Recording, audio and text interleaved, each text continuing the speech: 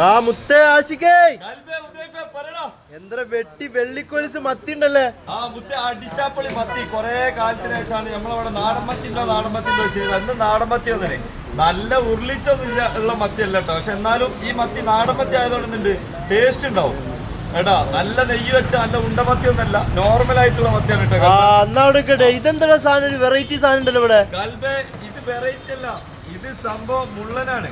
ഈ മുള്ളജി കണ്ടിക്കണം. ഇത് നമ്മളെ ഈ ആനച്ചവിട്ടി അതല്ലെങ്കിൽ നമ്മളെ ബെൽറ്റ് ഒക്കെ അരഞ്ഞാണം അതിന്റെ ഒക്കെ മാതിരി സ്കിന്നിന് പുറത്ത് കാൽസ്യം വരുന്ന ഒരു മീനാണിത്.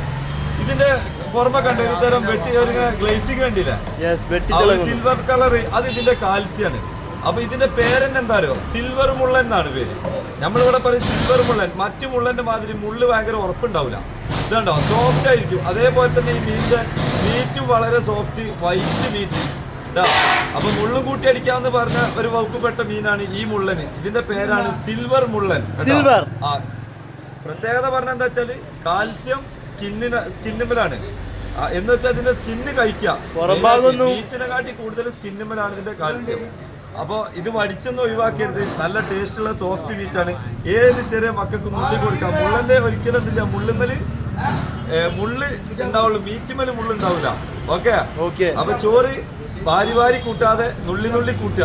മീൻ വാരി കൂട്ടുക. അതാണ് സിസ്റ്റം. സെറ്റ്. അപ്പൊ കേട്ടോ സിൽവർ മുള്ളൻ. സിൽവർ മുള്ളൻ എന്റെ മാതിരി തന്നെ കാണാന്. ആള് സൂപ്പറാണ്, ജപ്പാനാണ്. എന്താ